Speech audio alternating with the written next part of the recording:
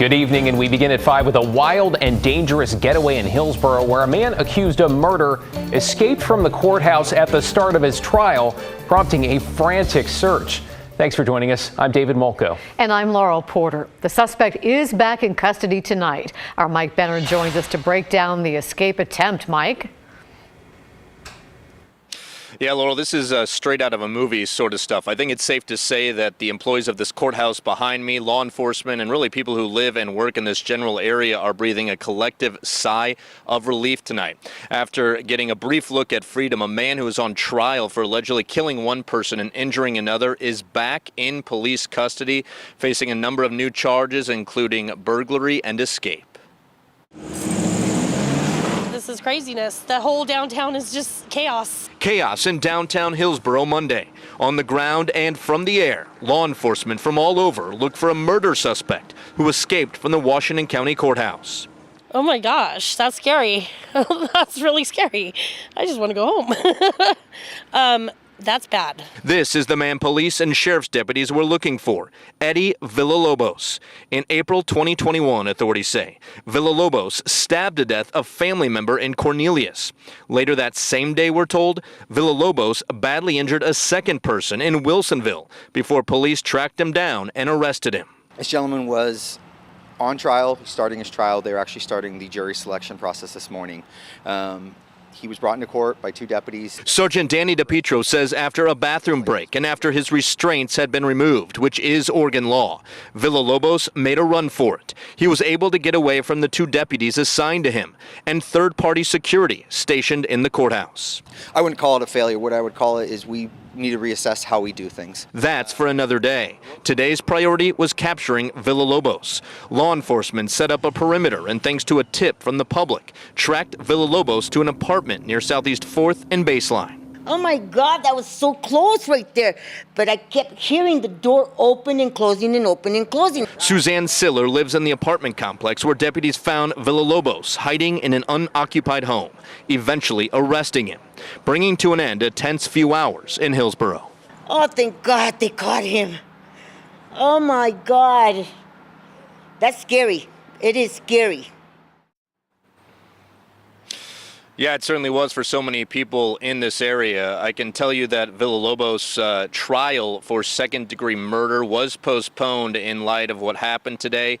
When it resumes, I think it's safe to say that there will be extra security in the courtroom. Back to you. Yeah, I think there's probably a good chance of that. Mike Benner in Hillsborough. Thank you, Mike. Well, first came the shock of the snowstorm itself, with drivers abandoning their cars on the ice and in the gridlock. We're going to hear from one in just a second. Now comes the sticker shock of actually getting their vehicles back. So as we've been reporting, many drivers, including Victoria Sharan, got stuck on Highway 26 among many other highways last Wednesday when that historic snowstorm hit Portland. So after she trudged away that night, ODOT tagged her car as a hazard. A company named Anderson Towing and Recovery hauled it away. Fast forward when Sharan went to get it and saw the bill. There it is.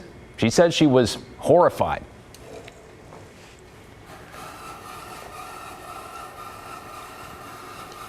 All right, obviously having a little trouble playing that sound out. The charge was $787. Sharan saying she was devastated. We talked to ODOT. They say they're not aware towing companies were charging that much. Then we reached out to PBOT, which said fees that high are also not the norm. Meanwhile, Anderson Towing said they'd get back to us with a comment today explaining the fees, but we still have not received a response. We'll definitely keep you updated there. And we may not be done with the snow yet either, David. There's potential tonight for more winter weather around the Portland metro region.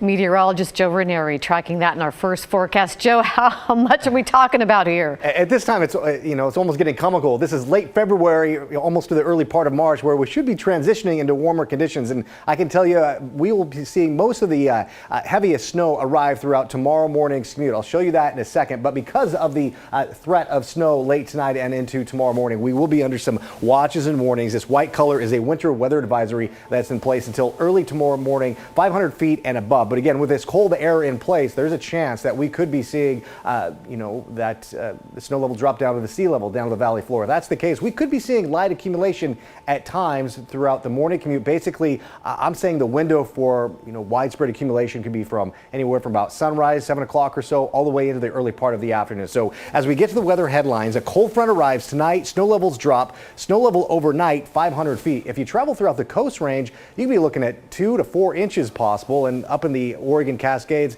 another round of heavy snow, which you have been seeing a good part of the last couple of weeks. Again, accumulating snow possible during tomorrow morning's commute. And if you think you're not ready for another round of this, potentially seeing a long drive to your destination tomorrow, maybe just hold off until the afternoon if you can. So as we look at the radar, we are seeing a little bit of some unstable air out there. So we're seeing some heavy downpours at times, also some heavier snow showers in a few locations throughout the Coast Range. You'll be seeing that later on tonight. But this is that upper level low and that cold front that will be moving onshore late tonight and into tomorrow. And coming up in my detailed forecast, I'll let you know when we'll be seeing some drier weather and if we'll ever warm up above 45 degrees or so. Well, a lot to watch, a lot going on. Thank you, Joe. Last week's storm and the aftermath also caused some local restaurants to miss out on what could have been extra business. Brian Clerkley's in the newsroom tonight. Brian, we're talking about Black Restaurant Week. It sounds like these business owners are now hoping people will show up this week and help make up the difference. Yeah, David, it was formed back in 2016 to stimulate black-owned businesses and local economies without any government relief. But a lot of these restaurants had to close for a couple of days last week due to the snow, and they're hoping they can make this up this week. Just a fresh, bold flavor, just some different flavors, really simple. But I think also just feeling good when you're eating the food. Nikisa Newton owns Meals for Heels, a Portland meal delivery service that focuses on vegetarian and vegan food. Today, she's catering in Vancouver. She has fresh vegetables, cheese, kale, and other healthy items. The snowstorm took some business away from Black Restaurant Week. She had to close her kiosk in Southeast Portland on Thursday and Friday. It was kind of deflating. I think because there's a lot of communication with the people who are putting it on and just gearing up for it. So, but it's just, I don't know, it's just one of those things that happens. I like the snow. According to the U.S. Census Bureau, less than 20% of U.S. businesses are minority-owned. Newton says the name Meals for Heels comes from her time feeding sex workers. Her ex-girlfriend was going to school, interning, and dancing to pay for school. Her cooking was a way to feed her. She started bringing the food to the club. It became popular, and the business was born. And so when it got to the club, all her coworkers was just like, "Girl, what are you eating? What is that? Like, where'd you get that from?" And so that kind of sat in my head, and I thought that would be a really good idea. With over 75 plus strip clubs in Portland. Newton says Black Restaurant Week is a chance for people in the Portland metro to support Black-owned businesses and try new foods. Over in Hillsborough, so we do acai fruit and veggie bowls. So everything's all fresh, all natural ingredients. Owner of Rush Bowls, Adebola Adewame, and his staff are making fresh and healthy acai bowls with fruit and all types of toppings. This is his first year participating in Black Restaurant Week. And there's not a lot of healthy options of what to eat when you're on the go. That's quick and easy. Rush Bowls has been open for 3 years. He also had a rough start to Black Restaurant Week because of the winter storm. They were closed on Thursday and opened up late Friday. Black restaurant owners can come all flavors, different types of foods, and just gives the opportunity to share, our heritage and our leadership to the community. And Black Restaurant Week goes until March 5th. Last year, the organization showcased over 1,200 Black-owned restaurants across the country. And I'll post a link on our website, KGW.com, so people can check out all these restaurants. David, Laurel. Well, let's hope a lot of folks step up to support them. Thank you, Brian. You can find continuing coverage of the snowstorm recovery and any new winter weather that could be on the way. Check it out on air and online. Just visit KGW.com, download our mobile app, or stream on KGW Plus. Developing tonight, police in Oregon City are looking into flyers with white supremacist messages people in 3 different neighborhoods say they found in their front yards. Blair Best joins us now. And Blair, This has actually happened before. David, there were similar incidents about 2 months ago, but this latest one was over the weekend in residential neighborhoods. People found flyers in their front yards and driveways with white supremacist messages on them. Oregon City Police picked up more than 20 of the flyers. Now, they don't believe there is any danger associated with the flyers and are handling it as a bias incident, which is different than a bias crime. They are forwarding the reports onto the State Department of Justice. Now, this all happened on a so-called National Day of Hate, which is organized by domestic hate groups and other extremists. It makes me sick. One, that we have a National Day of Hate. Why would we? There's enough going on in the world as it is right now anyway. Well, we definitely don't want to give any of these white supremacy groups a platform to, propagate their hate, but we also want to make sure that we're denouncing it when we see it. Oregon City's mayor called the incident appalling and pointed to the city's values of understanding, inclusivity, and tolerance, but says clearly there's still a lot of work to do. Now, police are asking people if they see any of these flyers or any other hateful behavior to give them a call. David, Laurel. Thank you, Blair. One person is dead and another is critically hurt in a deadly shooting in Northeast Portland's Hazelwood neighborhood.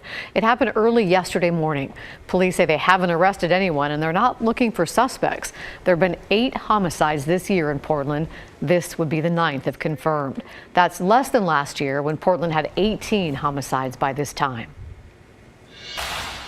Or knowing that I'll never be able to talk to him again or play tennis with him again or hang out with him again, it felt awful, it destroyed me, Well, new tonight, we are following up on Griffin Hoffman, the Northeast Portland High School sophomore and tennis star who took what he thought was a prescription painkiller nearly 1 year ago, a pill that turned out to be fentanyl. And this evening at 11, you're going to hear directly from Griffin's teammates about losing their team captain, their mentor, their friend, and from Griffin's coach, who's finding a way to honor Griffin's life. We were there as Coach Larry Hermida launched the Griffin Hoffman Memorial Foundation with a tournament in the 16-year-old's honor. The goal to provide scholarships to McDaniel High School students for college, to bring tennis to those who can't afford to play, and so much more. I considered Griffin like my son, and so it's really, he had a huge impact in our life and my life, and I know the kids on the team.